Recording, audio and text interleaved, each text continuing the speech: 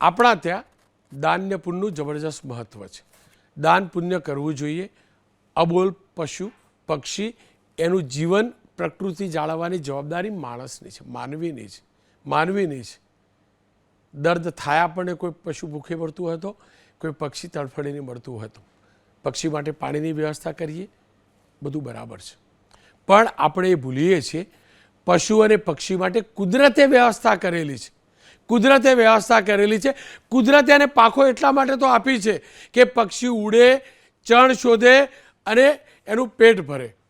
પણ આપણે જાણે અજાણે આ પશુને આશ્રિત બનાવીએ છીએ. ને કુદરતે જેના માટે એને જન્મ આપ્યો છે, જેના માટે પાંખો આપી છે ને, એ પાંખો સંકેલી લેવા મજબૂર કરીએ છીએ.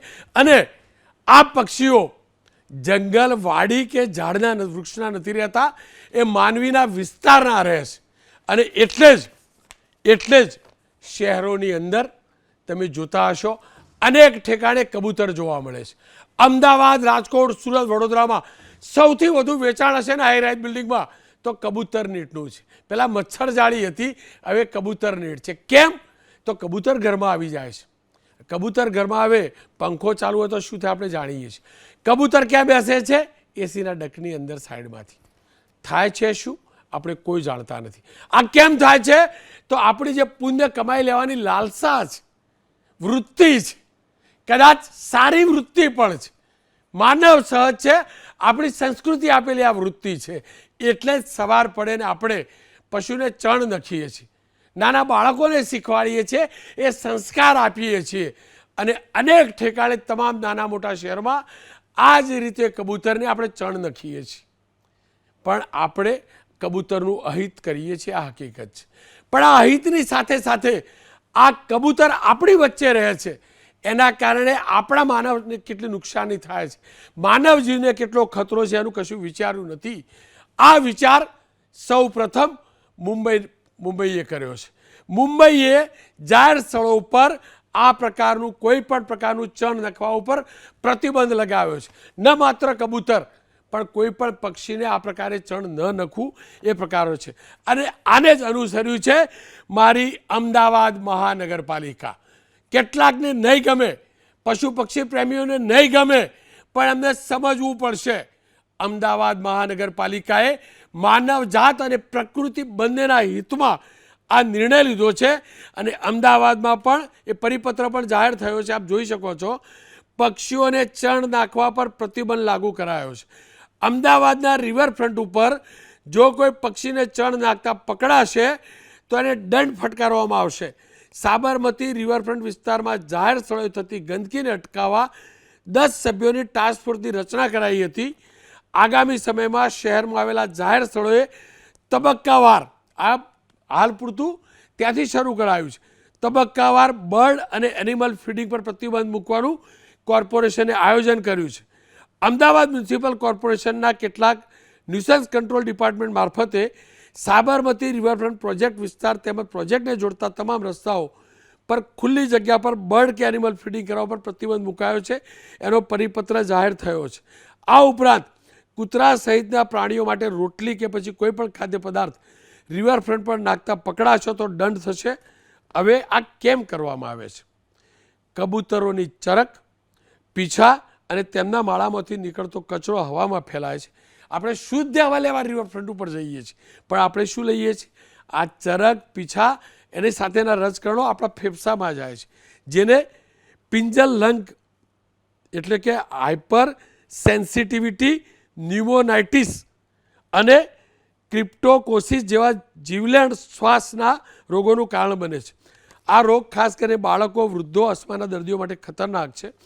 અમદાવાદ મ્યુનિસિપલ કોર્પોરેશને વર્ષ 2013માં અમલમાં કરેલી હેલ્થ બાયોલોજિકલ 50.1/7ની જોગવાઈ મુજબ શહેરમાં જાહેરમાં પક્ષી કે પશુઓને ફીડિંગ કરવા પર પ્રતિબંધ મૂક્યો હતો. ઉપરાંત જો કોઈ, એ વખતની વાત છે, જો કોઈ વ્યક્તિ જાહેરમાં પક્ષી કે પશુનું ફીડિંગ કરે તો 100 રૂપિયા પેનલ્ટીની જોગવાઈ કરી હતી. જો કે આજે જે પરિપત્ર આવ્યો છે ત્યારબાદ જીવ દયા પ્રેમીઓ દુઃખી છે. આવો સાંભળી લઈએ એમને શું કહ્યું છે. આ ગેરવ્યાજબી નિર્ણય કે આ સરકારે આ પાછો લેવો જોઈએ. અને જો સરકાર આ નિર્ણય રાખે તો એમણે પછી આ પશુ પક્ષીઓની માટે પ્રોપર વ્યવસ્થા કરવી જોઈએ. છે સરકાર પાસે વ્યવસ્થા? પક્ષીની આ જગ્યા પ્રતિબંધ થઈ જશે તો એમની માટે ક્યાં જશે, બરાબર ને? અહીંયા ચણની વ્યવસ્થા હોય છે, લોકો નાખે છે. બાકી અત્યારે એવું છે કોઈને ઘરમાં ચણ હોતા નથી, તો આ એવી જગ્યા હોય જ્યાં તમને છણે મળી જાય અને આ પક્ષી પ્રેમી હોય તો પક્ષીઓને જમવાનું મળી જાય છે. એટલે મારી નમ્ર વિનંતી છે કે ભાઈ આ લોકોને જાગૃત થવું જોઈએ કે એવી એક બે જગ્યાઓ ફિક્સ રહેવા દેવી જોઈએ મ્યુનિસિપાલિટી જોડે બધું બહુ જગ્યા હોય, એટલે કે આપણે પશુપ્રેમી જાગૃત થઈએ અને આ જીવદયા ઉપર જેમ આપણે રોજ ન્યૂઝ ઉપર જોતા હોઈએ જીવદયા તો આપણે જીવદયા ઉપર આગળ આવવું જોઈએ. મુંબઈ અને પૂનામાં કબૂતરોને ચણ નાખવા પર પ્રતિબંધ લાગી ચૂક્યો છે. બોમ્બે હાઈકોર્ટે 31 જુલાઈ 2025ના રોજ એક આદેશ પસાર કર્યો હતો, જેમાં જણાવ્યું હતું કે મુંબઈના તમામ 51 કબૂતરખાના બંધ કરી દેવામાં આવે, કારણ કે તે જાહેર આરોગ્ય માટે ખતરો છે. કોર્ટે એવો પણ નિર્દેશ આપ્યો હતો કે જો કોઈ વ્યક્તિ આ સ્થળે કબૂતરોને ખવડાવવા જતા જોવા મળશે તો તેમની સામે BNSની કલમ 223, 270, 271 હેઠળ FIR નોંધાશે. હું ફરીથી કહું છું, જીવદયા હોવી જોઈએ. પશુ પક્ષીનું રક્ષણ કરવું એ માનવીની જવાબદારી છે, આપણી જવાબદારી છે. પણ સમજ્યા વગર આપણે કરેલા કૃત્ય આપણા માટે તો હાનિકર્તા છે જ, એ પશુ પક્ષી માટે પણ હાનિકર્તા છે. ફરીથી કહું છું, કુદરતે મને ને તમને પાંખો નથી આપી, પક્ષીને પાંખ આપી છે. કેમ આપી છે? તો એ ઝાડ ઉપર રહે છે, એ વન વગડામાં રહે છે, વન વગડામાં રહે છે. કેમ આપણે આવી આદતો પાડીએ છીએ? આદતો આપણી ત્યાં સુધી છે કે બેસણામાંથી બહાર નીકળતા હોય શ્રદ્ધાંજલિના કાર્યક્રમમાં એટલે ચણની જુવાર આપવામાં આવે છે, નખજો. આપણી લાગણી ખોટી નથી, આપણી ભાવના ખોટી નથી, પણ કદાચ મુદ્દાને સમજવો જરૂરી છે. હું ફરીથી કહું છું, મુદ્દાને સમજવો જરૂરી છે. પ્રકૃતિનું રક્ષણ કરવું આપણી જવાબદારી છે, માનવની જવાબદારી છે. કુદરતે આપણને જવાબદારી સોંપી છે ને એટલે જરૂરી છે. આ મુદ્દે ચર્ચા કરવા ડૉક્ટર તુષારભાઈ પટેલ સાહેબ પર્મનોલોજીસ્ટ છે, કમલેશભાઈ શાહ લીગલ કમિટી મેમ્બર છે, animal welfare board of India. Shah સાહેબ, આપની પાસેથી જાણવું છે, આપ શું માનો છો? જો આ પ્રકારના પ્રતિબંધનો અમલ અમદાવાદમાં એક ઠકાણે જ નહીં આખા ગુજરાતભરમાં કરવામાં આવે તો એમાં ખોટું છે શું? મને જી અમદાવાદમાં જે પ્રતિબંધ અત્યારે આવ્યું છે એ પ્રતિબંધો પહેલાં તો જે જાહેરનામું છે એમાં ગૂંચવડ જ છે. એમાં જે સંલગ્ન એરિયા વગેરે કીધું છે. બીજું ડોગ ABC રૂલ્સને પણ મિક્સ કરાયા છે. એમની સાથે 2013નો જે રૂલ છે એ પણ 2013નો જે રૂલ છે મ્યુનિસિપલ કોર્પોરેશનનો એ પણ અંદર મુકાયું છે. અત્યારનું નવું જે વાત છે સ્યુમોટો એ પણ મુકાયું છે. હવે વાત જે છે પર્ટિક્યુલરલી બર્ડ્સને લગતી છે કે ડોગ્સને લગતી છે કે કેટલને લગતી છે. આમાં 3 વસ્તુ આવે છે, ડોગ્સ, કેટલ અને બર્ડ્સ. હવે આ બધા ઉપર આ એરિયામાં પ્રતિબંધ મૂકવામાં આવ્યું છે. આપ જે બોમ્બેનું રેફરન્સ આપી રહ્યા છો એ બોમ્બેના રેફરન્સમાં આપને કહેવાનું કે મેટર હજી કોર્ટમાં છે. કોર્ટનો અંતિમ આદેશ આવ્યો નથી. કોર્ટે એક સમિતિ નીમી છે. એ સમિતિનો રિપોર્ટ આવી ગયો છે. પબ્લિક કન્સલ્ટેશન થયું છે. પબ્લિક કન્સલ્ટેશનમાં 98% વધુ લોકોએ બર્ડ ફીડિંગની ફેવરમાં આપ્યું છે ઓપિનિયન. 98.5% વધુ લોકોએ. અચ્છા, બીજું જે હોસ્પિટલો છે, પ્રોમિનન્ટ હોસ્પિટલ, મોટી હોસ્પિટલ્સ, એમના પણ અભિપ્રાય મંગાવ્યા છે. એટલે આ સમિતિનો રિપોર્ટ જ્યારે કોર્ટમાં સબમિટ થશે અને પછી કોર્ટની પ્રોસિડિંગ્સ થશે ત્યારે એનો ફાઇનલ જજમેન્ટ આપશે. એટલે અત્યારે કોઈ બોમ્બેનો ફાઇનલ જજમેન્ટ નથી આવ્યો, બોમ્બે હાઈકોર્ટનો. અને અમદાવાદનું જે આપ વાત કરો છો, અમદાવાદમાં બી એક એવું છે કે આમાં કોઈ ક્લિયરિટી નથી. જી, જો આપવું હોય તો અત્યારે કબૂતરો માટે અથવા તો કૂતરાઓ માટે કે પશુઓ માટે શું ઓલ્ટરનેટ વ્યવસ્થા શું છે? એમ જ બંધ કરી દેશો તો હેફેઝાડ થશે. તો એના માટે વ્યવસ્થા શું છે? કોઈ બેક ટુ બેક વ્યવસ્થા કરી છે કોઈ, કે સીધો પ્રતિબંધ જ છે ડાયરેક્ટ? કમલેશભાઈ, જો આપે કહ્યું, આપ તો સમજદાર છો, મને તો બહુ જ્ઞાન નથી. આપ તો પક્ષી પ્રેમી છો, પશુ પ્રેમી છો અને અભ્યાસ પણ હશે. મારો તો અભ્યાસ નથી, મેં તો થોડું ઘણું રિસર્ચ કર્યું, ડૉક્ટર મિત્રોને પૂછ્યું, આપે તો પૂછ્યું હશે ને. આપને કોઈએ કહ્યું કે આનાથી કોઈ રોગ થતો નથી એવું? કબૂતરની હગારથી કોઈ રોગ નથી થતો. કબૂતર ફફડાવે અને એની જો પેલી હવાની અંદર આપણા શ્વાસોશ્વાસમાં જાય તો કોઈ તકલીફ નથી પડતી. હું એટલે કહું છું, હું આજે આ મુદ્દો કરતો હતો ને તો મારી ટીમમાંથી જ 2-3 જણાએ કીધું કે મારો ફલાણો મિત્ર હતો ને એની આ રીતે ડેથ થઈ ગઈ. ઇવન અમારા એક પત્રકાર મિત્રની ડેથ થઈ ગયેલી અને એમાં કારણ પણ આ સામે આવેલું. હું એટલે પૂછું, સાહેબ માફ કરજો, મને જાજુ જ્ઞાન નથી પણ હું માનવતાને સમજું છું. મેં જે મારા મિત્રોને પૂછ્યું એમને ઉદાહરણ સાથે કહ્યું ને એટલે પૂછ્યું. તમને કોઈએ કહ્યું કે આનાથી કોઈ રોગ ના થાય?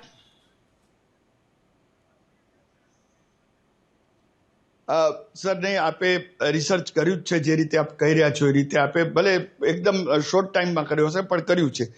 હવે આપનો જે ક્વેશ્ચન છે કે આવા કોઈ કેસીસ સામે આવ્યા છે, હું આપને કહું કે બોમ્બેની વાત કરું છું અત્યારે સાહેબ, કે જે હોસ્પિટલ, સાયન હોસ્પિટલ, KEM હોસ્પિટલ અને નાયર હોસ્પિટલ, આ બોમ્બેની મોસ્ટ પ્રોમિનન્ટ ગવર્મેન્ટ હોસ્પિટલ કહેવાય. એ બધી હોસ્પિટલના ડાટા મંગાવ્યા હતા કે તમારે ત્યાં આ લંગ ફાઇબ્રોસિસના જે ઇસ્યુઝ છે એ છેલ્લા 3 વર્ષમાં કેટલા આવ્યા છે. હવે એક જગ્યાએથી KEM હોસ્પિટલમાં એવું આવ્યું કે એક પેશન્ટ તમારે વર્ષમાં એક પેશન્ટ આવ્યો હતો કે જેને કારણે આ પિજન ફીડિંગથી, કબૂતરને ખવડાવવાથી એમને લંગ્સ ફાઇબ્રોસિસ થયો હતો અને એનું ડેથ થયું હતું. એક પેશન્ટ, એની કોપી છે, અવેલેબલ છે મારી પાસે. અચ્છા, બીજું સાહેબ કે જેટલા બી આ રિપોર્ટ છે એ રીઝન છે લંગ ફાઇબ્રોસિસના, હાઇપર સેન્સિટિવની વાત કરો છો આપ, એમાં ખાલી કબૂતરની અગાર એ કારણભૂત નથી. એના માટે સાહેબ મારા ખ્યાલથી 6 રીઝન્સ છે. કબૂતરની અગાર, Pigeon ડ્રોપિંગ્સ A one of them છે, બર્ડ ડ્રોપિંગ, કે સિલિકા બી છે, કોલ ડસ્ટ બી છે, એસ્બેસ્ટોસ બી છે, ચક્કી, આટાની ચક્કી પણ છે, પોલ્યુશન છે. તો આવા 6 રીઝન છે કે જેને કારણે આ થઈ શકે છે અને એ પોટેન્શિયલ રીઝન માનો એક આ રીઝન છે સાહેબ, પોસિબલ રીઝન માનો. કમલેશભાઈ સાહેબ, કમલેશભાઈ સાહેબ આજ કહેવા માંગુ, જુઓ મને તો જ્ઞાન નહોતું, તમે જ જ્ઞાન આપ્યું કે માણસને 6 આ બીમારી ફેલા 6 પૈકીનું એક નક્કર રીઝન આ. હું તમને એ તો કહું છું સાહેબ, પેલા 5 તો કરવો જ જોઈએ કંટ્રોલ, પણ આ 6ઠું છે એવું આપ પોતે માનો છો. આ ક્લિયર થયું? તો કેમ પેલા 5ના કારણે જીવ જતો હોય માણસનો અને 6ઠાથી ના જતો હોય તો બરાબર, પણ 6ઠાથી જાય છે તો બંધ કેમ નહીં કરવું? અને બીજું તમને કહું, હજી બીજું કહું સાહેબ, જો તમે આપે જે કહ્યું ને સાહેબ, એક અડધું આપ વડીલ છો, કહું, જો કબૂતરને આપણે ચણ નહીં નાખીએ તો તમને નથી લાગતું કબૂતર પહેલાં ખેતરમાં જતું હતું, લીમડા ઉપર બેસતું હતું, લીંબુડી ખાતું હતું, ખેતરની અંદર મને યાદ છે બાજરી હોય કે જુવાર હોય ને તો પેલો ચાડીઓ મૂકતા હતા કે પક્ષી આવીને પેલું ના કરે, બરાબર? આ બધું પક્ષી ખાય જ ને સાહેબ. એ હકીકત છે, ખેતી ઓછી થઈ, વનરાજી ઓછી થઈ, પણ ત્યાંથી ખાઈ તો શકે ને. એ કુદરતે એટલા માટે તો વિંગ્સ આપી, આપણે એને ઉડતું બંધ કરી રહ્યા છીએ. મારું દર તો આપણે ઉડતું બંધ કરી રહ્યા સાહેબ.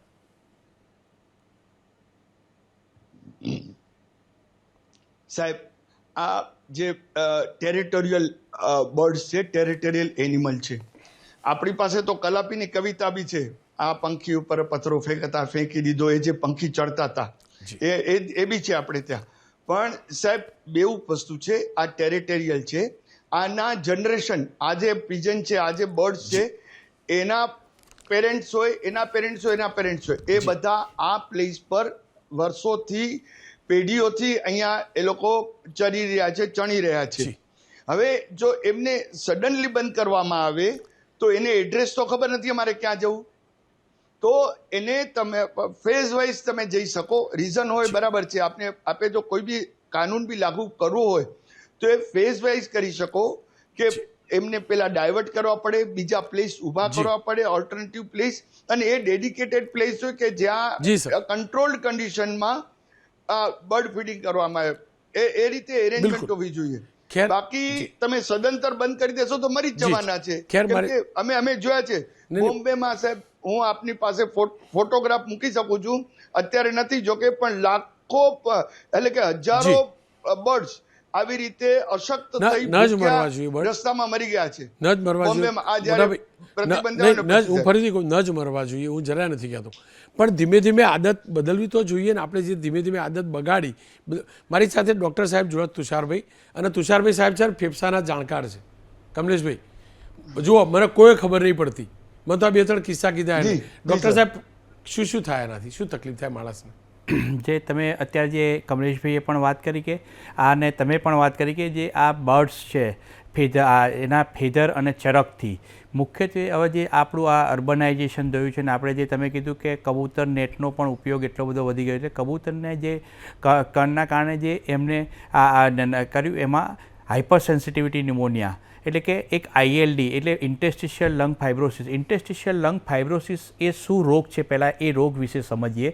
તો ઇન્ટેસ્ટિશિયલ લંગ ફાઇબ્રોસિસ એવું છે કે જો એ આપણી જે ફેફસાનું મુખ્ય કામ એવું છે કે ઓક્સિજન લેવાનું અને કાર્બન ડાયોક્સાઇડ બહાર કાઢવાનું. ઓક્સિજન જે લેવાને જે એન્ડ સ્ટેજ હોય જ્યાંથી ઓક્સિજન ઇન થાય અને કાર્બન ડાયોક્સાઇડ બહાર નીકળે એ ભાગમાં એલ્વિયોલાઈ કહેવાય. અને એલ્વિયોલાઈમાં જે ઇન્ફ્લામેશન થાય જ્યારે આપણે જે કોઈ પણ આવે આ પ્રકારના જે આપણે શ્વાસ દ્વારા અંદર જાય અને ઇન્ફ્લામેશનના કારણે એક્યુટ સબ એક્યુટ અને ક્રોનિક નામનો આ જે પ્રકારનો આ રોગ થતો હોય છે, ન્યુમોનિયા થતો હોય છે. અને એના કારણે લંગ ફાઇબ્રોસ થતા હોય અને એ જગ્યાએ સ્ટીપ થઈ જાય એટલે કે લંગની જે કેપેસિટી હોય એ ઓછી થઈ જાય એટલે લંગ સંકોચાવા માંડે, ફેફસામાં બાવાઝાડા જમવા માંડે અને એના કારણે ઓક્સિજન બોડીમાં પૂરતો ન મળે અને એને જે લંગ ફાઇબ્રોસિસ કહેવામાં આવે છે, જેને હાઇપર સેન્સિટિવિટી ન્યુમોનિયા જો આ કબૂતરને એના કારણે થતું હોય તો જે હવે આપણા જે ભારત દેશમાં આનું પ્રમાણ તમે પહેલાં તો આપણે આવું જોતા નહોતા. આનું પ્રમાણ કેમ વધવા માંડ્યું? લગભગ ભારત દેશમાં જે ILD ઇન્ટેસ્ટિશિયલ લંગ ડિસીઝ થતા હોય એના 40% જેટલા રોગ તો હાઇપર સેન્સિટિવિટી ન્યુમોનિયાના લીધે થતા હોય છે એવું આપણા જે અમુક સ્ટડી ઇન્ડિયન સ્ટડી છે એ પણ કહે છે.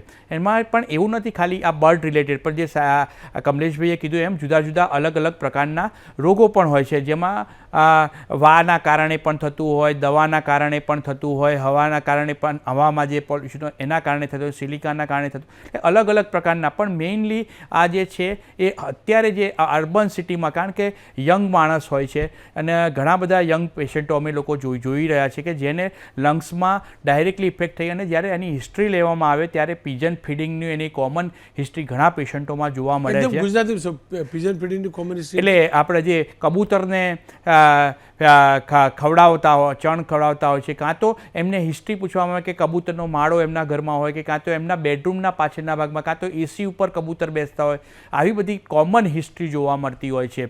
એટલે એના કારણે આ લંગ્સ રિલેટેડ આ પ્રકારનો રોગ થતો જોવા મળે છે. અને એમાં મુખ્ય લક્ષણો જોવા જોઈએ તો ખાંસી આવતી હોય છે, લાંબા સમયથી ખાંસી રહેતી હોય છે, વર્ષ 2 વર્ષથી ધીમે ધીમે ખાંસી વધતી જાય, ધીમે ધીમે શ્વાસ ચડતો થાય છે અને શ્વાસ વધતો ને વધતો આગળ જો વધી જાય ત્યારે ઘણા પેશન્ટમાં ઓક્સિજનની રિક્વાયરમેન્ટ ઘરે હોમ ઓક્સિજન થેરાપી સુધી પહોંચી જતા હોય છે અને ઘણા પેશન્ટો એટલા સુધી હદ સુધી પહોંચે જેને લંગ ટ્રાન્સપ્લાન્ટ સુધી પણ આ પરિસ્થિતિ આવતી હોય છે. આ ઘાતકતા આ પ્રકારના રોગથી હાઇપરસેન્સિટિવિટી ન્યુમોનિયાથી થતી હોય છે. ડૉક્ટર સાહેબ દર્દીઓ આવતા હશે તો એમને તમે હિસ્ટ્રી પૂછતા હશો આ પ્રકારની ન્યુમોનિયા, તો 10 દર્દીઓમાંથી કેટલા દર્દીઓ એવા હોય કે જે આવું ફીડિંગ કરવા જતા હોય, એમની બાજુમાં માળો હોય, ઘરની બાજુમાં લોકો ફીડ કરતા હોય, કેટલા ટકા આવતા? 10માંથી કેટલા આવતા હશે?